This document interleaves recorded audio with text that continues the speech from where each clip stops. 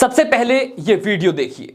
नमस्कार, आप देख रहे हैं अहम सत्ता खबर और मैं हूं चौधरी अफसर।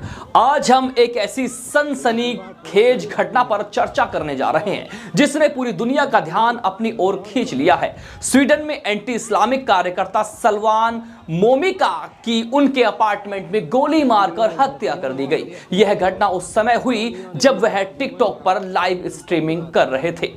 कौन था सलवान मोमिका? क्या यह एक हत्या की गहरी साजिश का हिस्सा थी? क्या धार्मिक असहिष्णुता इस हत्या की वजह बनी? आइए आपको पूरी घटना में विस्तार से रूबरू कराते हैं। कौन था सलवान मोमिका?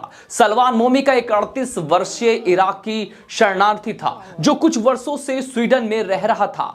उन्होंने अपनी सार्वजनिक कृत्यों से पूरी दुनिया का ध्यान अपनी ओर खींच लिया। उसने कई बार मुसलमानों की पवित्र किताब कुरान जलाने की घटनाओं को अंजाम दिया, जिससे मुस्लिम समुदाय में जबरदस्त आक्रोश पैदा हो गया। उनके इन कृत्यों ने सिर्फ स्वीडन ही नहीं बल्कि पूरे मुस्लिम जगत में नफरत की एक नई लहर को जन्म दिया।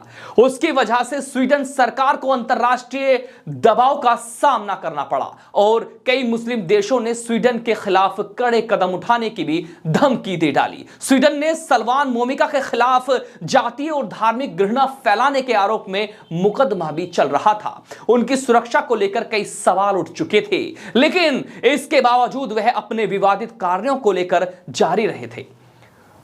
हत्या के दिन आखिर क्या हुआ था, देखिए विस्तार से।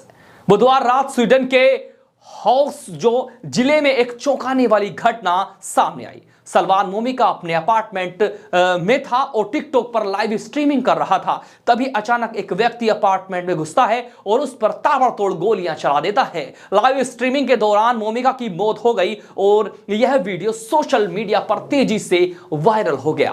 पुलिस को रात 11 बजे के आसपास घटना की सूचना मिली और वह तुरंत घटना स्थल पर पहुंची। स्वीडन पुलिस ने इस मामले को हाई प्रोफाइल केस मानते हुए तत्काल जांच शुरू कर दी। कई लोगों को पूछताछ के लिए हिरासत में लिया गया, लेकिन अब तक यह स्पष्ट नहीं हुआ कि इस हत्या के पीछे कौन था। क्या यह हत्या पहले से प्लान की गई थी? सलवान मोमिका को लगातार धमकियां मिल रही थी। उनके द्वारा कुरान जलाने की घटनाओं के बाद मुस्लिम समुदाय में गहरी नाराजगी थी। इराक और अन्य मुस्लिम देशों के कई कट्टरपंथी गुटों ने उनके खिलाफ खुली धमकी भी दी थी। सोशल मीडिया पर उसके खिलाफ घृणा भरे संदेश वायरल हो रहे थे। हालांकि स्वीडन पुलिस ने उससे सुरक्षा मुहैया नहीं कराई थी, जिससे उसकी जान को खतरा बना हुआ था। अब यह सवाल उठ रहा है कि क्या यह हत्या किसी संगठन द्वारा कराई गई थी या फिर यह किसी व्यक्ति प्रतिशोध का नतीजा थी। अदालत में क्या हुआ, इसे भी देखिए विस्तार से। गुरुवार को स्टॉकहोम जिला न्यायालय में सलवान मोमिका के खिलाफ सुनवाई होनी थी, लेकिन उनकी हत्या के कारण यह मामला स्थगित कर दिया गया। अदालत के जज गोरन लुडाहल ने पुष्टि की कि मृतक व्यक्ति सलवान मोमिका ही थे। हालांकि न्यायालय को अब तक उनकी मौत की परिस्थितियों के बारे में अधिक जानकारी नहीं दी गई थी। सोशल मीडिया और मुस्लिम समुदाय की प्रतिक्रिया इस हत्या के बाद सोशल मीडिया पर मिश्रित प्रतिक्रियाएं देखने को मिली हैं। कुछ लोग इसे कर्मों का फल बता रहे हैं, जबकि कुछ ने इस हत्या की कड़ी निंदा भी की है। एक्स पर लगातार ट्रेंड कर रहा है कि सलवान मोमिका, जिसमें लोग यह घटना को लेकर अपनी अपनी राय रख रहे हैं। मुस्लिम समुदाय के लोग इसे न्याय मान रहे हैं, जबकि मानवाधिकार संगठनों ने इसे हिंसा का खतरनाक संकेत बताया है।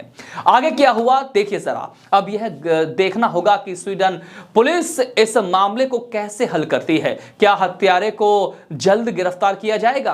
क्या यह हत्या धार्मिक असहिष्णुता से जुड़ी हुई थी? क्या सलवान मोमिका की मौत के बाद और भी बड़े विवाद खड़े होंगे? हम इस मामले पर नजर रखेंगे और आपको देते रहेंगे अपडेट।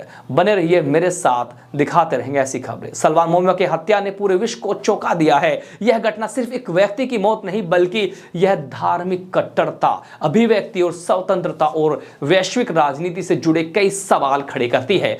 क्या दुनिया अब भी धार्मिक असहिष्णुता को समझने के लिए तैयार है या फिर यह विवाद और गहराएगा? आपको क्या लगता है?